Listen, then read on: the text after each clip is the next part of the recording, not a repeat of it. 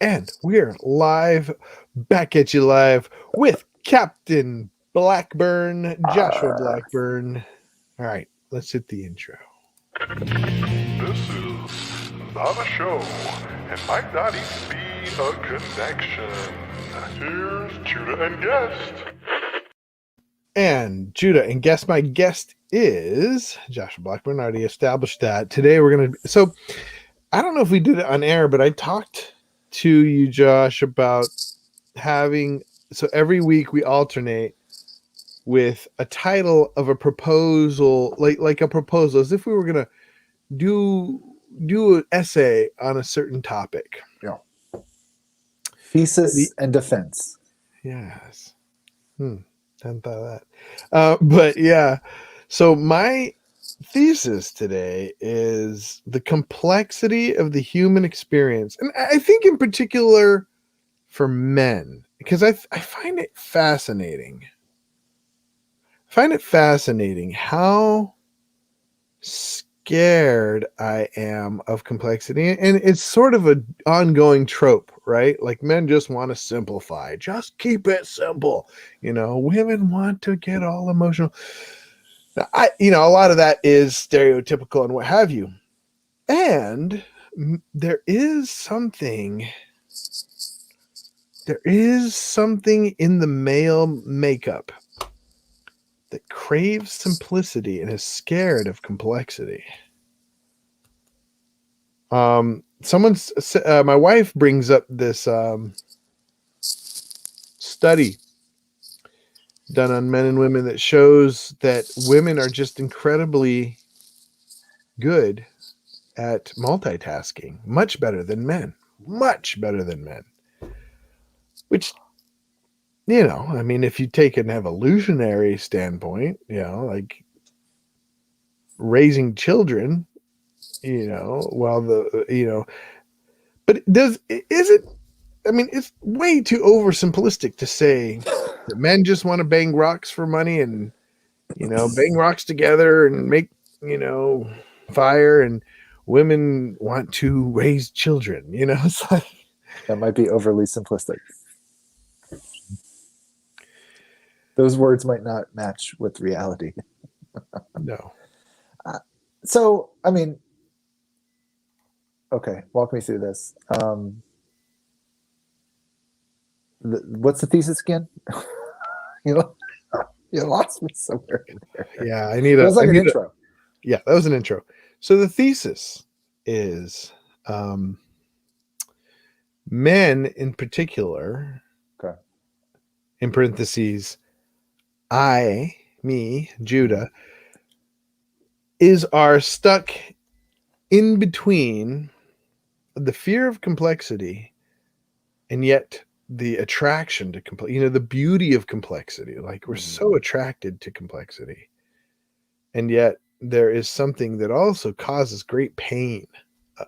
The more things we have to juggle, the more things I have to juggle, the more pain I feel. However, you'd think that with that pain, I would, let balls drop, However, I think there's an allure. I just want to explore this allure of complexity. I guess I was thinking about it. I was looking at art.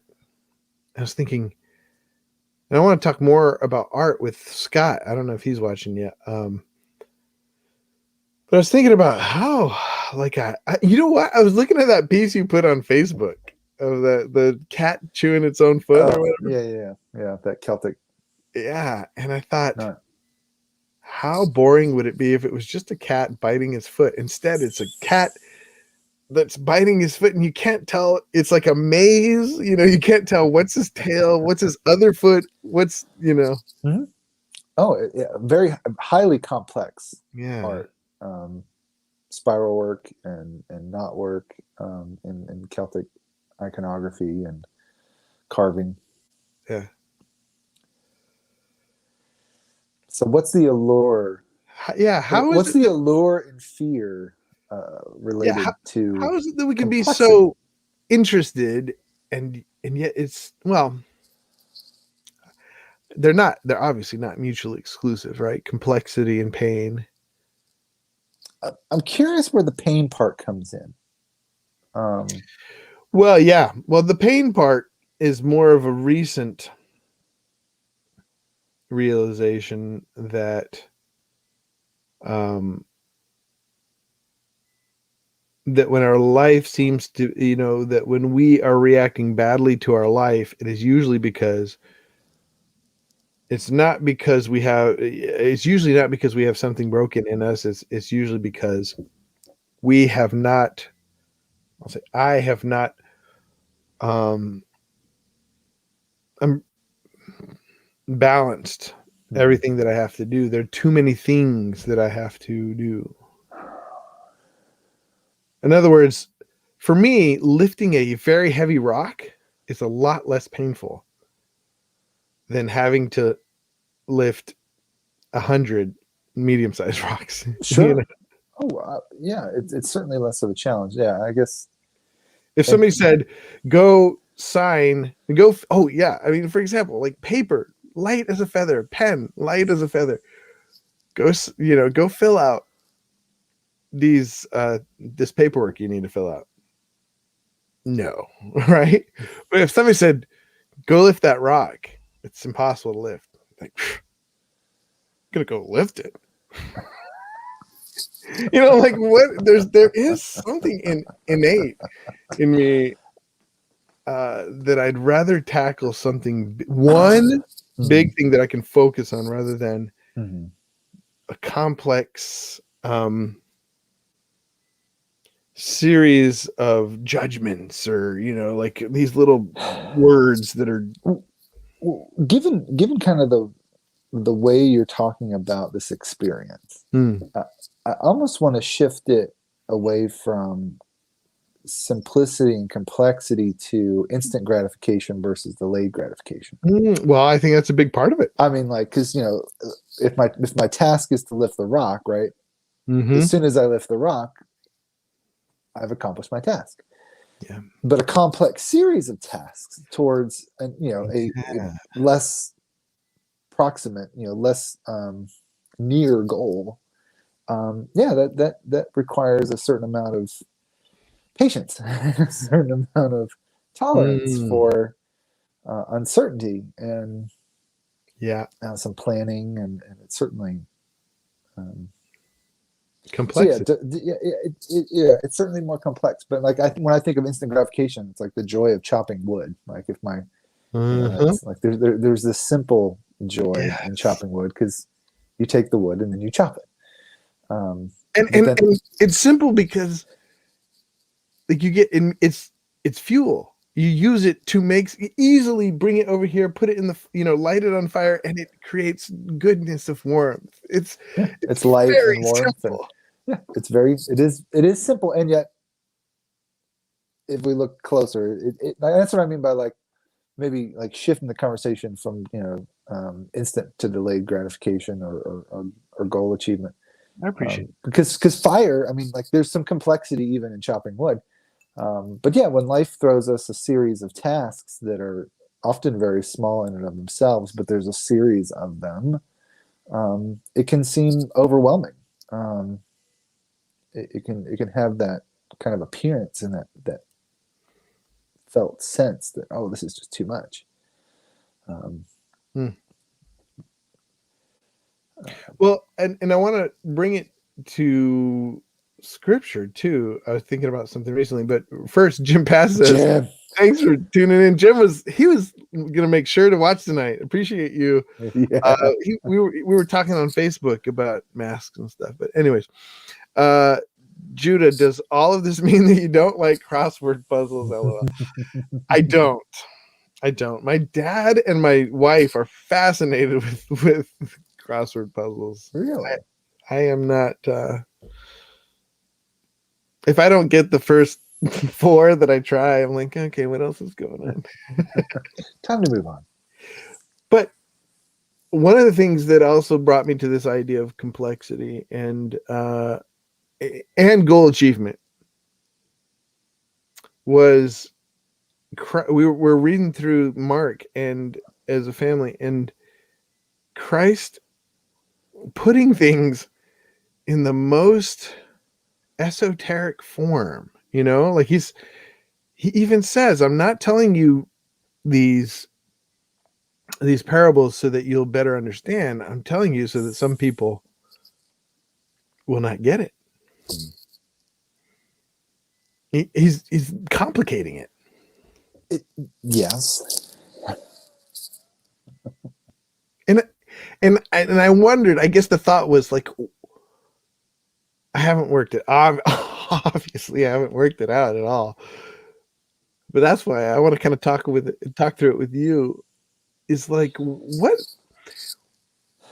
does that show me? What does that tell us about the way God engages with us? The way Christ engages with us in our everyday life. Obviously, he's not going to make it completely simple and, go pick up that rock. But what do you think? What's your experience, Ben?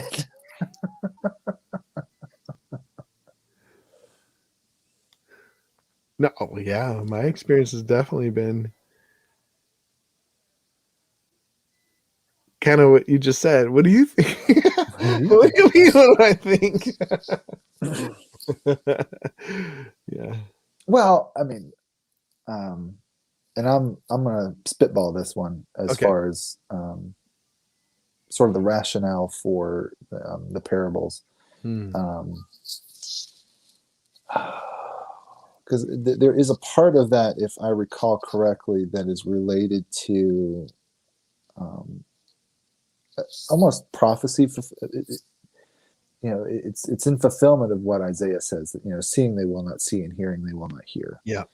And I don't mind saying that I think not just in the Gospels but in our everyday experience, there's a lot of truth that is shrouded in obscurity. And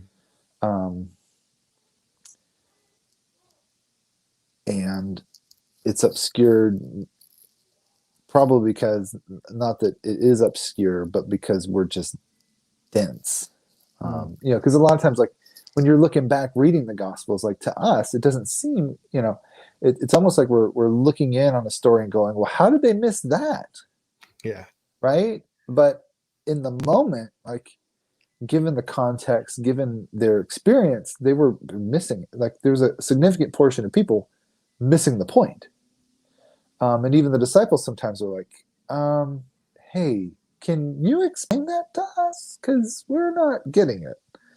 Do you think do you think a lot of that has to do with exactly what you were talking about before? The instant gratification? We're looking for something carnal, and the spiritual. I think we just have very dull abilities of perception. Yeah.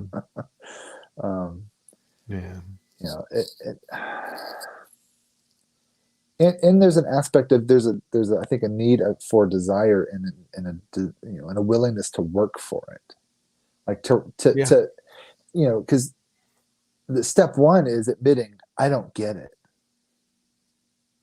Right? So immediately we're in a position of humility there. Wow. And then I think humility then begins to open some, like humility is like, okay, now I got to wipe off my glasses here and struggle. I mean, and the hard thing is there are very many things that are in Scripture that I think, from a prescriptive way, are clear. Like, don't kill people. But even then, like when you get into real life, well, there are exceptions to this rule. Don't bear false witness. There are exceptions to that rule. Coveting, I don't think there's many exceptions to that one. There are a few, but Rahab gets applauded for lying. Yeah. And it's just like, well, what do you say to the Nazis that are asking about the Jews you're hiding in your basement. Well, the obvious response is, for most people, what Jews? Or no sprechende German. No, sprechen Sie Deutsch. So you get in these interesting, dilemmas, like in the context of war, in the context of self-defense, when it comes to homicide, with as far as truth telling, does everyone is there a duty for me to tell the truth to everyone? Right. Well, that's why when arguing with, I have friends that are friends and family that are very far to the right and far to the left, and often when I argue with either of them, I mean, when I hearken to the other side, who had perhaps just got done arguing with, and all of a sudden I'm met with the same argument, but I say, well, it's complicated, and I've gotten the pushback often. You just want to complicate everything, and there is an aspect of Judah that does like to complicate things. I appreciate complication. Ever since I was a kid, I feel I'm quickened when things get complicated. When things are simple, when things are black and white, I tend to I tend to fall off. But when things get complicated, that's where I realize, that from a young age, I realized when things get complicated, everything's fair game, And when things are black and white, I don't know. I tend to get bored. It doesn't quite grab your interest. Yeah. And it's interesting because my dad and my mother, to some extent, I think my mother, it's funny because the stereotypes don't really hold in my family between me and Chanda, or my dad and my mom. My mom likes to simplify things, like, let's just do it or not do it. Chanda just likes to simplify things. It's like, make up your mind. I tend to like, and I think it comes from my dad teaching me art and showing me the complexities, like, in how, the beauty is in the complexity. I hear you. Okay. But I also hear a little bit of this, maybe confusion between ambivalence and simplicity. So, and I say that is like, because between like what you said, your mother or Chanda would say was like, just make a decision. Yeah. As opposed to, I don't want to make a decision. Like having to, and this is challenging, like having to make decisions in the face of real complexity, having to make decisions in the face of not always having all the information. Yeah. It is challenging. And that, what we were talking earlier about, like fear and pain, like that's scary, in my opinion, like having to make those decisions when you don't know. I mean, you're like, I've got some data points, but I don't have all of them. Right. Do we ever have all the data points? No. No, right? No. Not even close. No. Thankfully, I mean, well, no. But it's kind of like legal standards. There's a preponderance of the evidence. Like, right. It's pretty clear. Yeah, I don't have all the details, but it's pretty clear. Dr. Elkins used to say, and I appreciate this, in philosophy class at Tacoma Falls, he used to say, we cannot have certainty. It's impossible to have certainty, but we can have a high degree of certitude. That was a nice way to deal with probabilistic language. But no, there's some truth in that. And Jim says, it sounds to me like you're trying to understand how everything works down to the tiniest detail. I don't think life allows that to happen. I agree with you, Jim. And in fact, I often when I get so the friend who calls me accuses me of making everything complicated says that everything boils down to you love somebody or you hate somebody. Just to me, I do not agree. I feel like there's complicated strains of a relationship between people where you can be indifferent to people. You can hate things about them, but love things about them. I just, life doesn't come down to a pull the lever on I love them or I hate them, and so that's where I actually, and I'm glad you brought that up, Jim, because I'm actually terrified. I used to have nightmares as a kid about details and the minutia. I'm not a detail oriented person by any stretch of the imagination. I'm afraid of the details, but in there, I'm digging in there, and I'm realizing that fear and attraction are not mutually exclusive. There is a real attraction to the things that we fear, and somebody said, and there's something in there. Somebody was talking about somebody famous about being attracted to the things that were, like the mate we choose has a lot to do with the things that are unresolved in ourselves. Like we want to see those things resolved in somebody else, and we're like, oh, something interesting about that because I can't solve that puzzle. And that puzzle looks solved over there. I don't know. What do you think? No, there is some. No, I would agree with you that fear and fascination are not an attraction. They're not mutually exclusive. Um, and yeah, What is it you're struggling with? There's something there that you just doesn't sit well with you. well, I'm just trying to figure out what exactly it is where you're going. Like what's driving this? Like what's the question? Mm-hmm. You That's a know good that question. I guess I don't particularly find human beings to be ever ultimately simple, No. and I'm certainly not a fan of yeah, I'm definitely not a fan of oversimplification. Um, I don't want to make things overly complicated, but yet I've got a deep respect for complexity. And in fact, in some circumstances, I think complexity um, is healthy. Um, Why? like What is it about well, complexity? systemically, complex systems adjust, and complex systems um, uh, often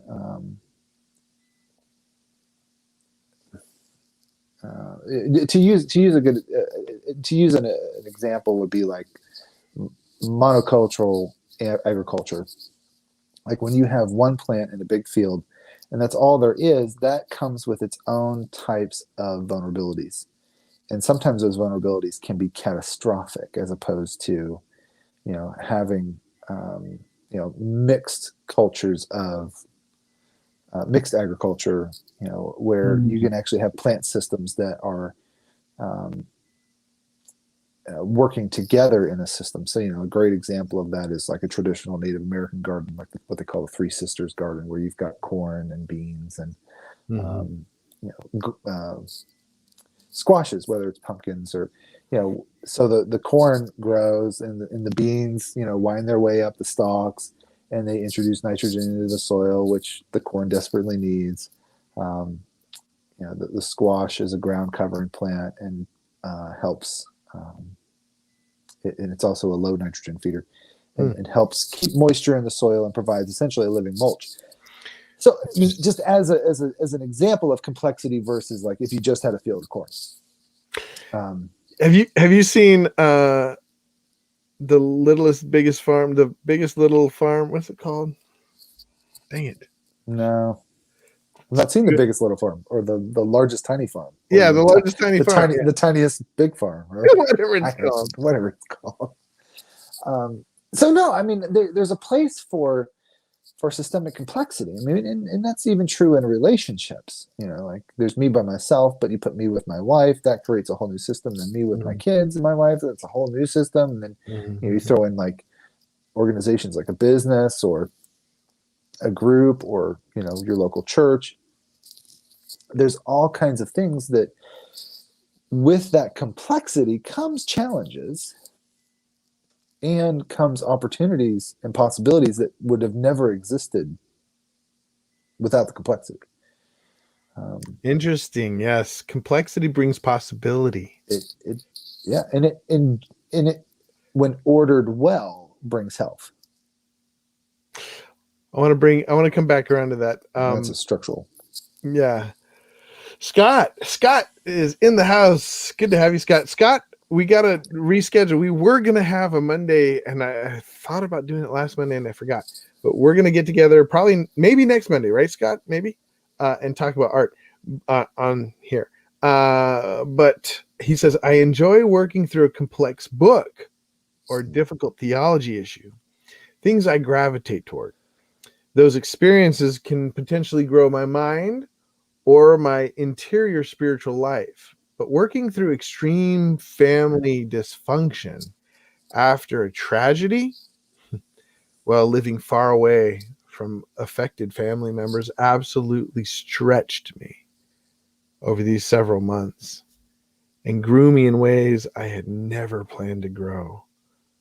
And what it sounds like you're saying, Scott, is you would have never chosen, like you would have run far, far away from such an experience.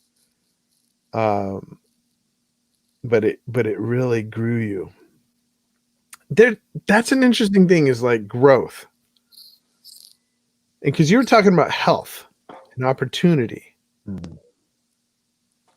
Work, to me,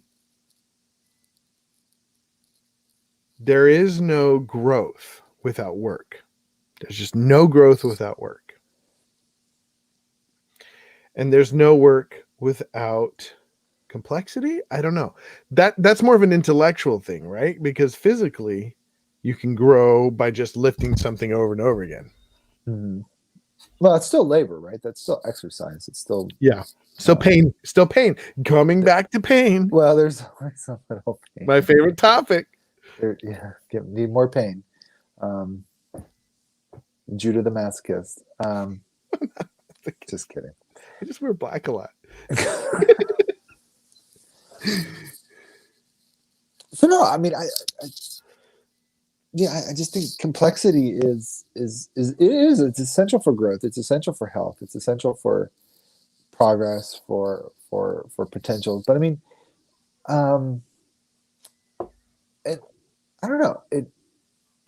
It's again, we're kind of in a broad topic, and yeah. But why is it that you often hear, and I have often heard myself say, man, I just want the simple life. I just want to simplify life. Simple, simple, simple. I want to simplify life. I want to simplify things. I want to throw away things. I want to, get things. Well, yeah, I mean, negative about becoming. But I don't think that's less complex. In the sense that, like, I think sometimes we want to simplify in the sense that we're cluttered, or we want to simplify in the sense that we need clarity. We want to simplify as far as purpose, because I mean, ultimately, like, even though you might have something complex, there might be an overarching simple telos, like a simple end or purpose to it. And sometimes it's just good old fashioned pain avoidance. Like, I just want this to be such that it's not uncertain, that it's not potentially, that it's not painful, that it's not challenging, right? Challenging, stretching, painful. Yeah. I think that's the crux of my my thesis today. Is when does chaos become complexity, beautiful complexity? Well, see, now we're going into a big topic of chaos. Well, but I think that's what you're talking about. Is chaos. So like clutter, chaos. Is Complexity, evil complexity is chaos. Good complexity is beauty. Chaos is anything that's utterly out of control and meaningless.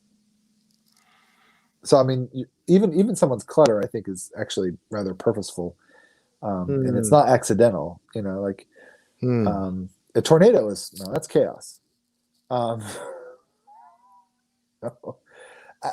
and obviously we're talking about within human functions, like human experience, and there can be times where things are chaotic. I mean, you know, have a psychotic break. That's pretty chaotic. Yeah. You know, however, I don't think that's quite where we're at when we're like, man, I need to declutter. You know, it's like, no, I'm just an American and I've got too much stuff. You know, I've been indiscriminately acquiring things. I think it's a spectrum, though. I think complexity is a spectrum between chaos and just God, chaos and God. Okay, so well, I don't know about God seems kind of chaotic some days. Okay, so chaos and absolute simplicity. No, because it's all complex, right? Absolute simplicity is that's a good question. So where does simplicity fall on there? I'm not saying like so I'm saying the motion of chaos has a spectrum between chaos and beauty. So on one end, it's like a beautiful how is dance. Chaos not beautiful? Oh, it's scary. Okay, but so we already established we're mixing. You know, you gotta be careful about mixing terminology. Okay, but chaos is evil. Chaos is evil. God is not a God of chaos, but of order. So when you say God is chaos, I have problems with that. Okay. What do you mean by God is chaos? Because my theology is such that God is a God of order, a complicated order. Okay. But a God of order, not random madness. And I guess, you know, is there some place that this chaos exists that God is not?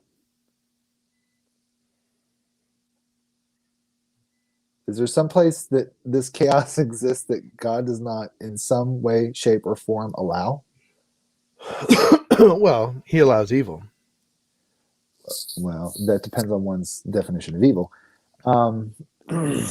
So you don't think he allows evil? I do think that, well, if evil is a private, if evil is a non-entity, or if you know, there's a way of understanding evil where, as an absence of goodness. No, it certainly exists. That's what I think of when I think of chaos. I think of an absence of goodness and intentionality, right? Like you can't have goodness where there is no intentionality. Yeah, but is it? I don't know. I mean, is there anything that can absolutely be considered chaos? Like, can you give me an example of absolute chaos? Well, you called a tornado chaos. It's certainly chaotic, right? Like it has, and that's the thing. Like I think this is we go back to almost where we started about this issue of perception, and obscurity. Like you press into anything quote unquote chaotic far enough, there is a logos, like, and there is a I almost like, I like the word order, but then I almost kind of don't, because in some senses, I don't know, it seems very straight lined where you know, sometimes things that have a rationale and a logos to them, they have a meaning and intention, but they're not always orderly. Like, you know, when people, you know, like there's, you know, go like the forest, for instance. You know, it seems kind of disordered at times, but there is an order there. So I don't know. There's a part of me that goes, I don't know if that term is helpful. Interesting. Well, to that point, but Scott says maybe a discussion of the difference between chaos and perceived chaos is in order. I see what you did there, Scott. It's in order. But yeah, I'm just and there's always this part of it's like, okay, Judy, you're going off the reservation again. Let's go back and talk about simplicity and complexity again. Well, But it always or comes maybe back not. sort of the same thing for me.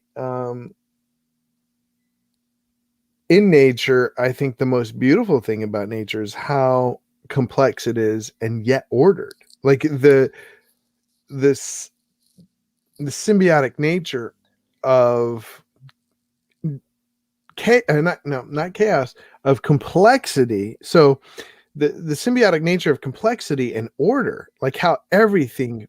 So to me, order means generativeness, right? It works, it produces, it lives.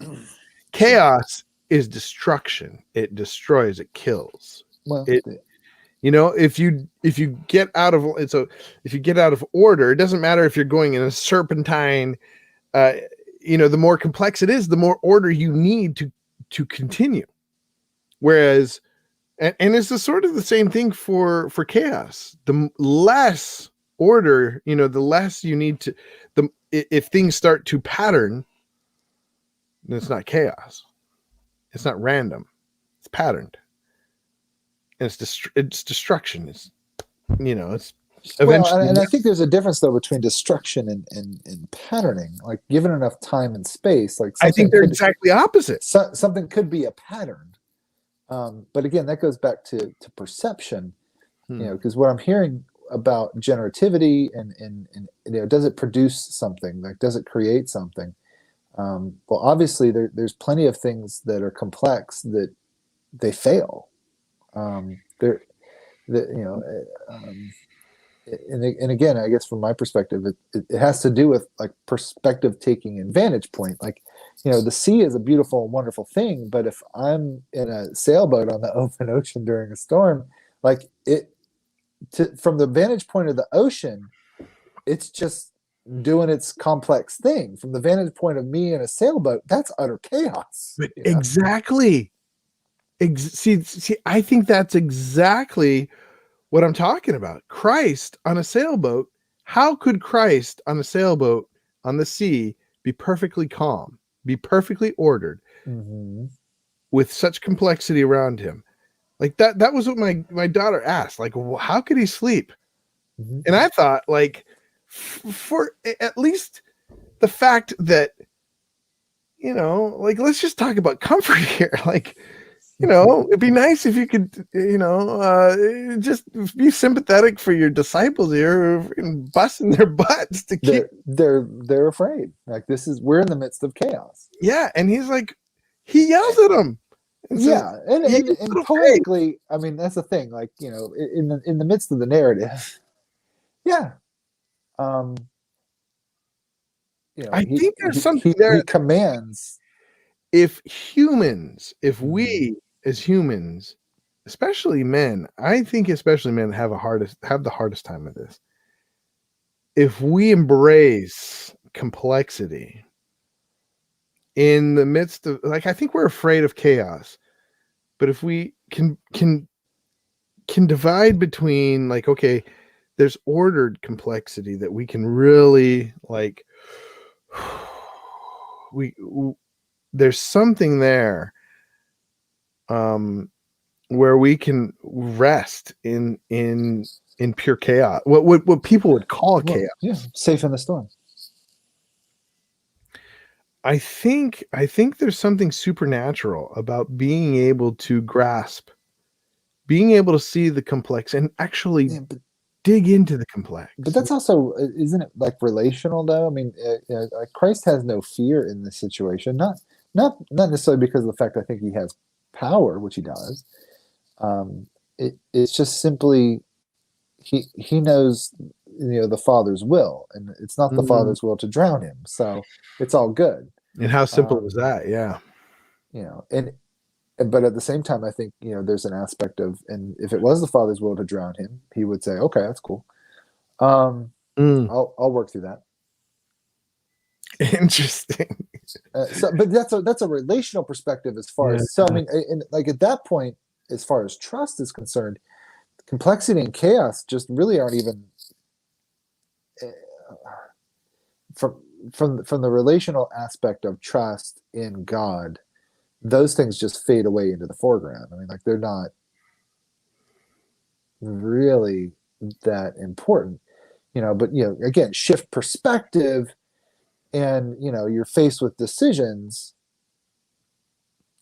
What do you do in this situation where you're pulled towards, I just need this to be simple, versus I need to appreciate the complexity and make a decision. I appreciate that. Responsibility. Responsibility. I just want it to be simple, but it's not. Right. We can't just sit and be like, it's so beautiful. Right. We have to make decisions. You do. You ultimately have to pick your pain. But Jesus went to sleep. Uh-huh. I think there's something in that. All right, just a minute. He's really tired. Huh? He was tired. All right, Scott says maybe. Oh yeah, we already talked about that. Jim says, Josh, does the order and forces of nature produce the tornado? Oh, does not. Yeah, does not the order and forces of nature produce the tornado?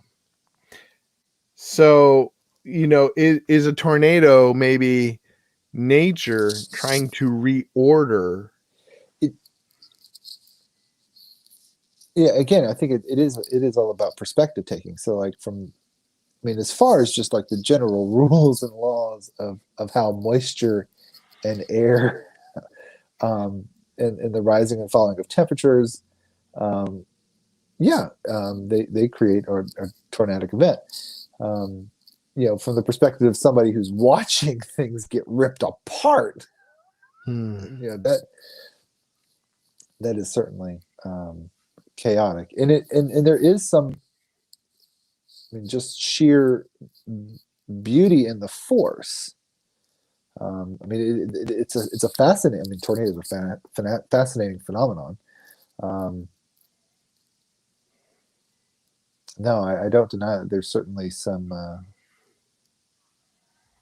There's some complex order, because again, like you're talking about like the collision of multiple forces in a particular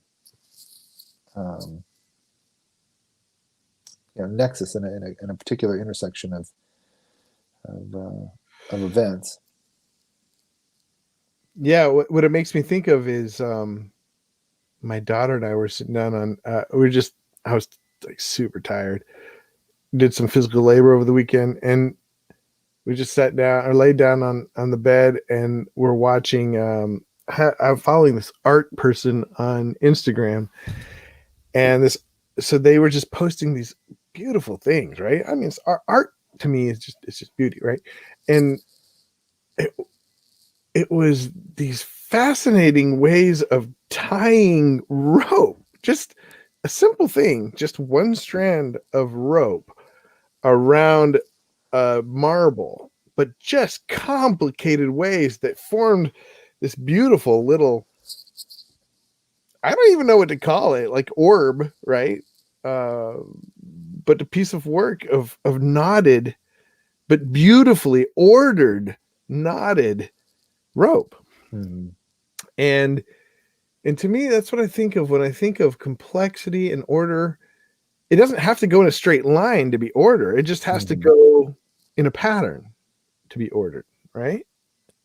And that's the thing that I'm saying. Like, I think that the hard thing there is sometimes, given enough time and space, like if you pull back far enough, how much pattern is there? That But when you're focused in very close, there may not be a discernible pattern.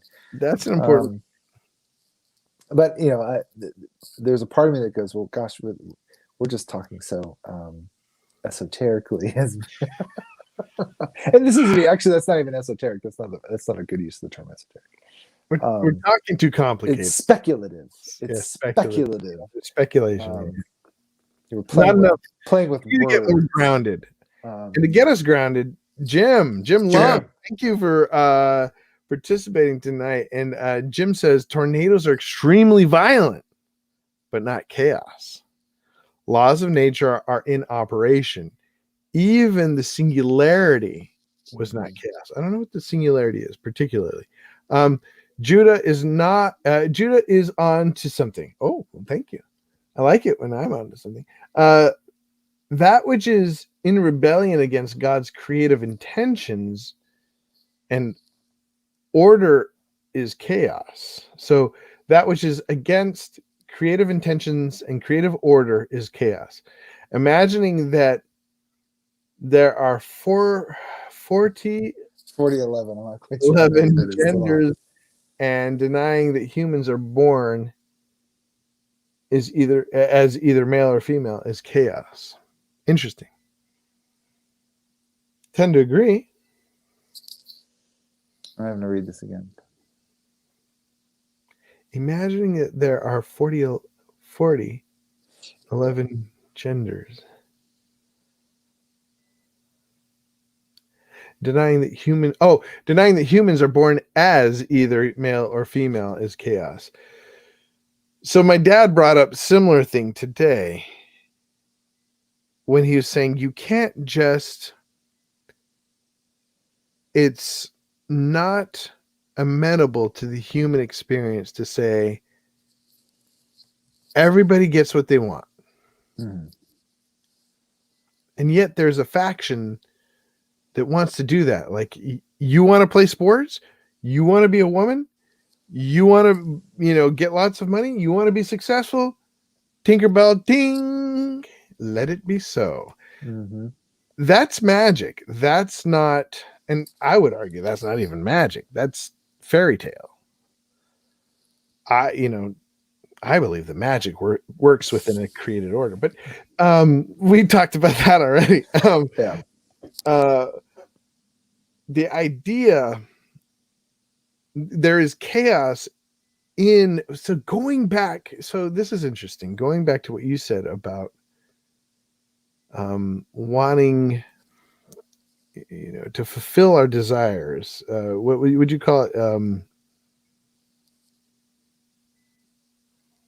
This goes back to what you said about desire fulfillment, or wanting it to get done now and not being patient. Oh, delayed gratification Delayed versus gratification. instant gratification. Work. I think work is an important component here. Well, and or even just patience. Which is work. It can be in sort of a restful Discipline, kind of way. right? Discipline. Doing the same thing over and over again. Sure. Well, I mean, but discipline is such a funny word. I'm gonna call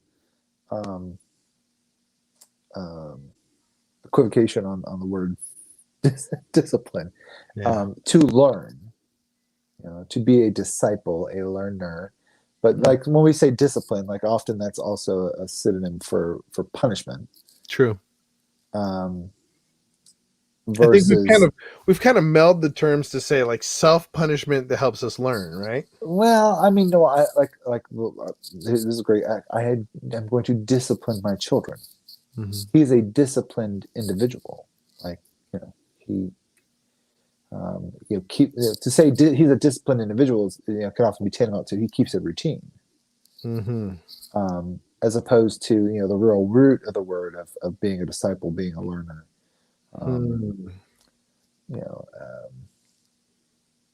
That's a Discipulous. yeah. I mean, yeah.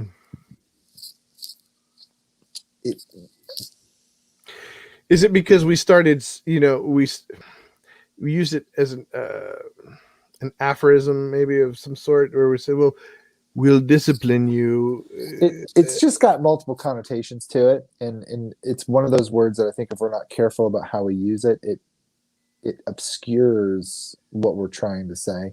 Yeah, I agree. I mean, but as far as like, delayed gratification versus instant gratification, complexity versus what is apparently simple. I don't know. I think I'm still in this place where like I'm not quite sure where you're going, Judah. Oh, I'm trying to figure it out. I'm trying to get there. was I supposed to go somewhere? Well, no. I mean, like, well, maybe like, is it a thesis that goes someplace, like, or is it Yeah. just kind of Right. hmm, Right. How do we overly speculative and useless? a useless essay? How do we make this thesis more I, useful? I yeah, think because it's important. yeah, I mean, like, And I think it's good to come back to that. In the last 10 minutes, we have about 10 minutes left. We've talked a lot about different areas of human experience when it comes to all kinds of things. Yeah, we've gotten too broad. How do we bring it back to usefulness? So what? to ask the question. So what about complexity? So what about simplicity? Now Yeah, what? yeah, yeah. So, and I think that is my ultimate question is like, so things are complex. So what? Why are things, like when things get complex, when we have way too many irons in the fire, Mhm. balls in the air, what have you, um, what, as men in particular, since both of us are men, um, what are we supposed to draw from that? Like when we get to that point where it's like, things are complex to the point of pain right now. Mhm.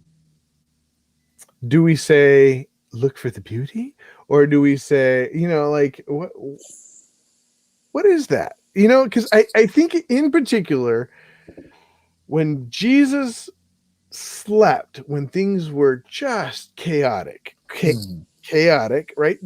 You step back and it was very ordered. Maybe that's what we. Maybe that's what. On a hugely complex level. Yeah, yeah. It is this. Is this something? Um, is the thesis really when things are complex and overwhelmingly complex?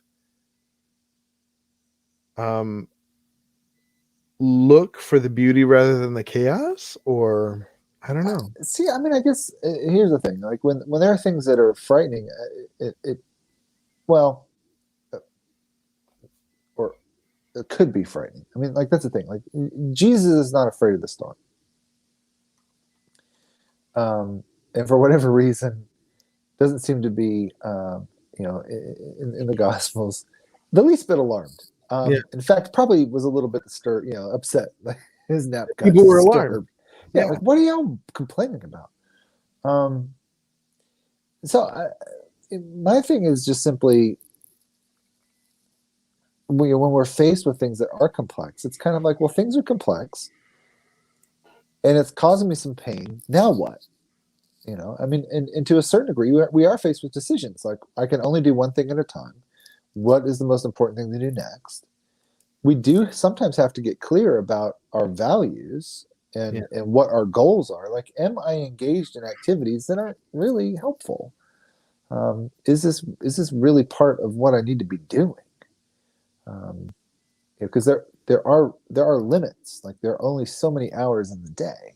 Mm, There's only so much energy that one can put towards. And I think there's an aspect of simplicity in what Jesus is showing us in the Gospels. Of it's like this was sleep time. It was sleep time on the boat. yeah. Um, he could rest because he had absolute trust. Mm, Absolute trust, mm, like unquestioned. Um, yeah, certainly you could wake him up from his nap and he can say peace, be still, and boom, done. Um, but I think at base of that there's a trust here. Like yeah. I can go to sleep because I'm not afraid. Well, okay. I think that really gets to it for me because I think what makes complexity so difficult for me is giving so much value to all the things that, you know, and the all the strains and pressures of our life do not deserve our care, do not deserve our energy, or they may or may not. Some do, some don't. Some do, yeah, some do, Yeah. but they don't all. And discerning, I think is an important part of this. I'm glad you brought that up. Discerning, what am I supposed to be doing now? Am I supposed to be napping right now? Can I just nap right now? I think it's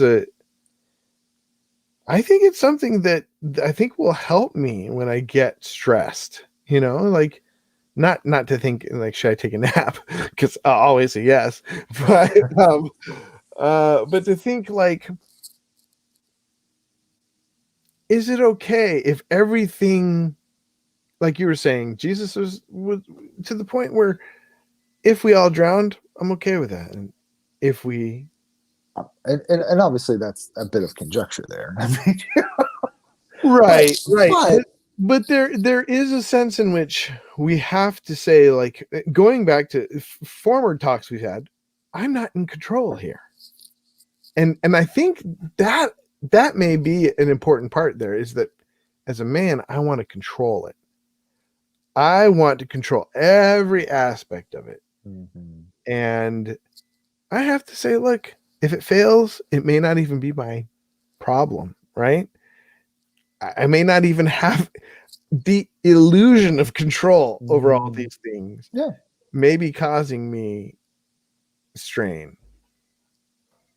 Well, no, that's an absolute fact. Yeah. If you're buying into the illusion of control over, ultimate complexity, then that's frustrating and a recipe for pain, useless pain, not productive pain, useless pain, and which we also call suffering.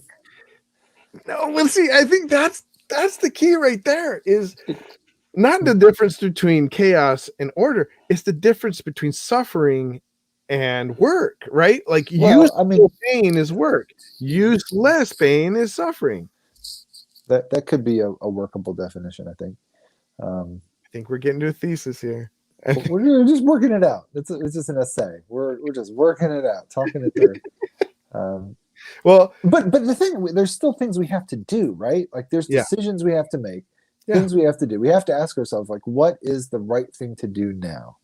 And even in the face of that, like, it's complex, and sometimes we get it wrong, but we got to do something. We don't always, though. I think that is a trap too, in the sense that. But no, but even not doing something is doing something. You're right. All right. Well, being ambivalent is doing something. That's true. To that point, Scott says, following the idea of work and how it interacts with this topic, those who want to see willingly, who want to see SEA willing, during the great age of sail. Go to sea during the age of sail, mastered the complexity of the human engineering of wood, ropes, and sheets. I love that. Yes. Only to face seemingly chaotic, naturally occurring events regularly. Yeah. Oh, I forgot. Scott delved into the story of Herman Melville's great white whale. What's it called? Moby Dick. And there's something beautiful about, like, just giving yourself over to, like, there is something beautiful in reading that book about how secure men are when it looks like they're in chaos. Right? Well, you're a dead man, dude. Like, but this is my hard part is I read that and I go, there is a beauty there is I love tall ships. I'm definitely a fan of the Age of Sail. And there are plenty of wrecks scattered in the depths of the ocean. but like, when the will of men failed against the forces of the sea.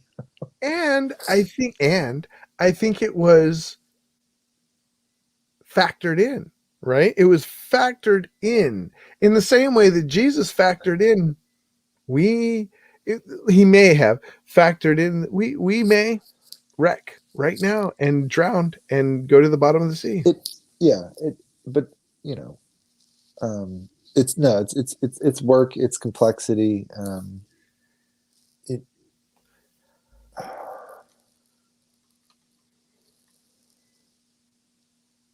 Yeah, and ships. I don't know. We could go on about ships for a long time. That would be a good topic. Because ships. Any of those ships. Those are all it's a community event. Mm, You don't sail one of these alone, and everyone's that's a got a good point. role in a task. Yeah, And that's that the is. thing. And then no one's, even as Judah, or even me, like as I sit here, I think about complex tasks that I look forward to doing in the near future. Um, Very few of them, in fact, maybe none. If I really thought through it, none of them do I ever really do alone, and they're done in concert with others. Um, Yes, it's inevitable that um, you know it may not always be done collaboratively, but it's certainly done in concert with others. that happened. That happened to me today, where I had this like chaotic thing happen. Where it was like internet got email got shut down, right? Okay. And I was thinking, and it felt overwhelming. Like, I don't know if I can fix this. And I called the office. Somebody else is working on it, and like I had never factored into my maybe masochistic thinking, like that somebody else. It just was like, oh, you know, I don't have to solve this alone. Yeah. We are a big company, like there are other people in this company, right? So it's okay. It's okay. It's not just up to you. Jim Pass says, reference complexity X, etc. You must have Yeah. you must have heard the old joke. Do you have trouble making decisions? Well, yes and no. We were talking about that at the beginning, right? Like, Yeah, and I think that's where it really gets grounded is decision making. Like, we can view complexity, but ultimately we're having to make decisions in the face of complexity. yeah. We're having to Well, take action in the face of complexity. there's And a comment that's coming up. Let's put a pin in that. And Jim also says, Jim Lung says, how about this? The fruit of the Spirit, which is purely the person and character of Jesus, constitutes a perfectly ordered human being. Irrationality reigns in the postmodern era. Autonomous individualism, resulting in the behaviors that Paul described as the works of the flesh, is chaos. I would not equate complexity with chaos. yeah, I didn't introduce chaos in this conversation. I don't know if that's useful term. No, but you did. You did equivocate them. I will. Yeah, it's like, well, if we're going to talk about chaos, then I'll just stretch that word out into uselessness. He says, as for example, Ari, the storm, great episode in. Mm-hmm. Oh wait. Yeah. Did I skip something? Okay. Episode in John Wesley's life as the ship carried him to Georgia was caught in a storm. Wesley was terrified. The Moravians on board, German priests, Pietists. pietists, sorry, were in perfect peace, singing psalms in praise to God. Interesting. That's a great.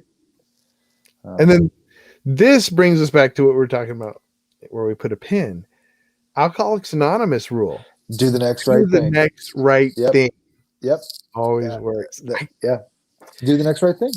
And how simple is that?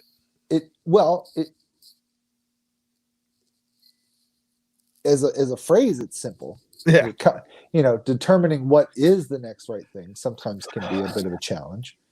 I wouldn't use the term complexity like as we typically use it. Like, and I think of complexity mostly in systems. Like the brain is highly complex. Most decision making is not. I think we use complex as a rationalization for fear to commit.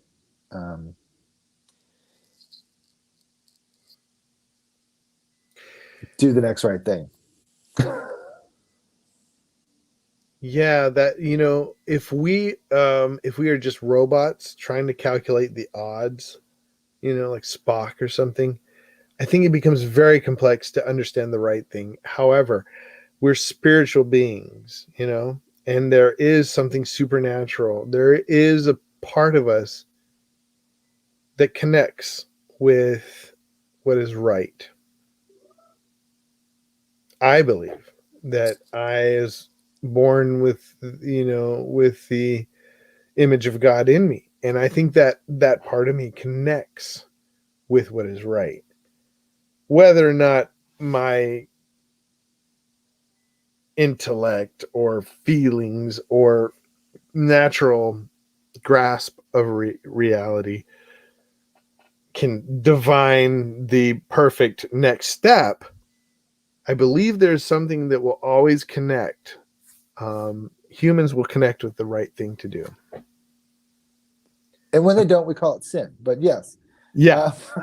Well, no, but just because we connect with it doesn't mean we follow it. Doesn't mean we act on it. Well, I beg to differ. Yeah. Yeah, because I think there's certainly room. Again, I mean, going back to your discussion, the reference from the Gospel of Mark, there are failures to connect. There's ignorance, Yeah. whether by accident or willingly. Yeah. Like that's part of the human condition. Like there are missing pieces. There are broken pieces. Yeah. Broken. So when you talk about sin, you're talking broadly. Oh, yeah. If I use the word sin, I'm talking with a broad brush. There's an aspect of like, if we talk about, Amartia as like missing the mark, let's be honest. Sometimes we miss the mark because we lack the skill. Sometimes we miss the mark because we mean to miss the mark. Yeah. We don't actually intend on hitting it. Yeah. So we sin intentionally and unintentionally. But even sin, I think, stretches as far as just a human weakness and fallibility, corruptibility. Now that I paint with a dark, with a broad and dark brush, Yeah. on the one side of the coin, no, and on the other side of the coin is godlike potential. Yeah. For everyone. For everyone, like even the most unredeemed person has, compared to any other creature on in the universe, godlike potentials. Yeah. And that's not even talking about the godlike potentials of the redeemed. So fascinating. You get to pick the topic next week. So maybe that's something. What do we got here? Scott says you should have a complexity redux. The redux, not a show. Not a show. Jim says AA example of complexity is the process of admitting harm and making amends. Fall back on the first rule of medicine: first, do no harm. Which is actually a complex concept. Yeah, as Google has experienced, that was they had even within medicine, like the Hippocratic, rule of do no harm. How does sometimes you have to harm in order to do good. Surgery is a great example of that. It's intrusive. It's painful. It's harming. It's harmful. Approximately for an ultimate healing. and there are often inherent risks. Yeah, I struggle. There's lots of ways, in healthcare fields of that dictum of do no harm. Yeah. That if you, it sounds easy on its face, but when rubber hits the road, in some circumstances you have to go, how does that work exactly? Yeah. Well, going back to what I said But about you were saying about Google. what's that?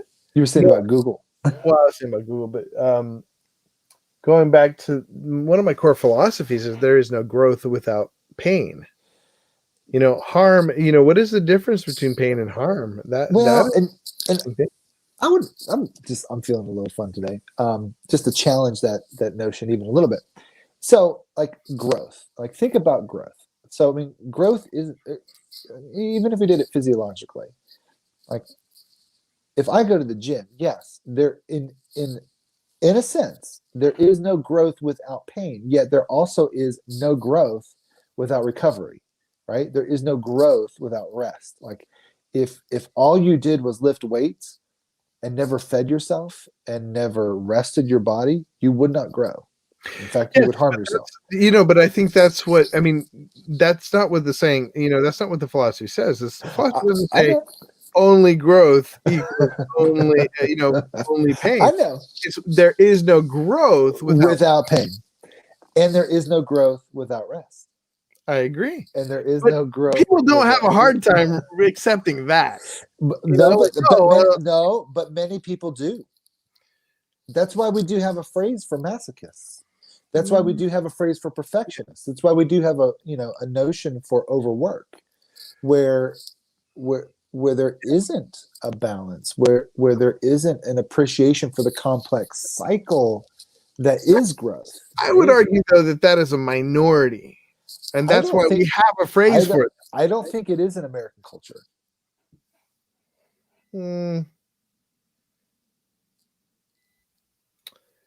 I think among a certain population that is predominantly productive, you'll find that, yes, they struggle with the aspect of rest. But that isn't a majority of... That is the majority. I do not... I would argue do not believe that as majority of Americans. That's the majority of Americans. Successful, productive people. Just productive. And because I think that the issue of success becomes difficult. Like, and I'll use this as an example. Like, the cultural understanding of productivity and work versus rest is significantly different from Europeans as compared to Americans. It's true. Okay. And there's some significant studies that Europeans, by working less, are more productive than Americans are. True. Well, okay. So should the philosophy... I'm just throwing that out there. No. It's discussion. Good. So should the philosophy should it say there is no growth without both pain and rest? Well, and I think this is, and I'm not one for bumper stickers in the sense that, like, I don't think bumper stickers make good philosophies because they're overly simplistic. You want to complicate them? Yes. I want to fully orb them a little bit more to some level of irreducible complexity. Well, I think the reason why it is important philosophy to me that there is no growth without pain is that I think particularly in the last 10 years, I've had to realize that when it comes to shaping children, I want to shape them without causing them any pain, and it's impossible. No, of course it's impossible. But there are many, me included, there are many parents that try to do it. I try all the time I can shape them without harming. I can see harm and pain. I can shape them without introducing any pain. Sure. That's a nice. That sounds really good in the magical wonderland of words. Yeah. In the magical wonderland of ideas, with some kind of Platonic playland. but it is, man. I mean, how many? I mean, would you disagree that it is sort of a way of raising children that is a predominant way in our society? Sure. I mean, we got the whole helicopter parenting, notion, and oh yeah, but if I can just have little Johnny avoid pain, then little Johnny will grow. Well, I think the problem there is like if we removed pain and put in the word resistance, like you'd get a little bit of a different feel for it. Like, well, I mean, so if Johnny has no resistance, then Johnny will flourish. How is this really going to work for Johnny over the long haul? Probably not going to work for Johnny really well. Johnny's going to have to feel some tension, because at some point Johnny's going to feel some tension, and it'd be good if he was prepared for the tension. Having previously experienced it, maybe in small doses, controlled doses, with some support. That's okay. That's not pain. That's the thing. That's not painless. It's like at some point, I can remember. Now, I'll just use a fun. It reminds me of learning how to ride a bike. Okay. At some point when you're riding a bike or learning how to ride a bike, you're going to fall down. Yeah. And on the other hand, like I can remember, the feeling, almost the exhilaration of my mom kind of running along with me while like the training wheels are off, and realizing at some point, like my mother is not holding me up and I'm riding this thing on my own. That's a great feeling. And when we hold on, like we're robbing our kids of that experience. Yeah. And the reality is, you ride your bike long enough, you're going to eat it. Like you're going to do something dumb, like I remember doing when I was a kid, and sticking my feet in the spokes and going over the top of the handlebars. Like you got to do that at least once. Curiosity and young boys. Yes. I think that's well taken. Jim says. Jim Lung says. Leisure's basic. Yeah. Yeah. Leisure is the basis of all culture, from Joseph Pfeiffer. Leisure is the basis of culture. Ooh, leisure is the. I gotta keep saying it. Leisure is the basis. It's a whole book by Joseph Pfeiffer. What? It's a whole book. Yeah. Yeah. No, and it's true. I mean, and there. And that's certainly the basis of high culture, not necessarily but even certainly the basis of high culture, but even folk culture. Ultimately, like again, you have to have periods of rest in order to bust the fiddle out and learn how to play. You've got to have downtime to kick up your heels and do a square dance. I mean, I think the opposite of culture is the life of an ant. Right? You're born and you just work and work till you die. Just drudgery, yeah. And work's a part of culture too, but not nonstop. No, all work and no play makes Johnny a dull boy. I would say makes Johnny a depressed boy. Yeah.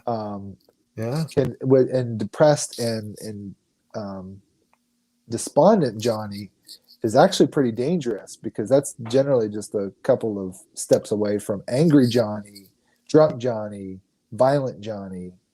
Well, there's something in there about purpose and leisure. Oof. I haven't, that's another thesis, but like the relationship between purpose and leisure. I've often studied the relationship between purpose and work, right? What you do, what you accomplish. We've talked about, work and glory of work, but this is leisure, and in some kind of fun way, it's culture building. Yeah, it's culture expression. It's dialogue. Well, hopefully it builds. Well, I mean, it's just exploring. It's exploring. When Judah's got the thesis, can't tell. Jim Pass says, guys, why do you think God created the glutinous maximus? The exertion of parental pain. Yeah, I mean,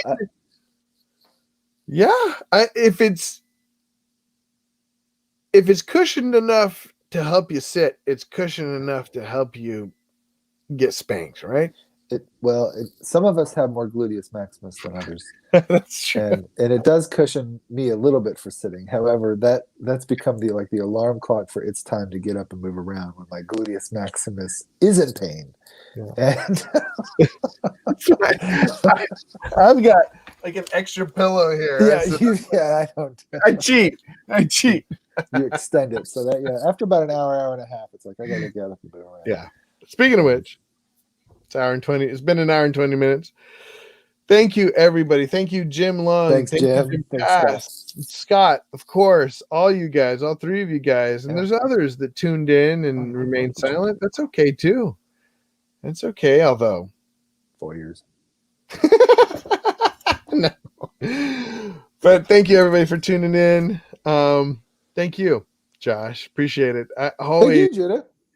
I love the fact that like we've always been able to, my fondest of friends, the ones that I think of Joseph, I think of Gordon, I think of people in my life that I'm able to argue with, and in the most platonic sense of argument. Sure. Right? Like fencing. Friendly fencing. Fencing, yeah, but being able to tackle ideas without just accepting every premise that comes up. Thanks. And I like the pushback we've heard in the yeah, absolutely. I appreciate the playfulness too that comes out. So with that, we say until was it the creek? Unless the creek, the Lord willing and the creek don't rise. Lord willing, the creek don't rise. We'll see you next week. See you next week.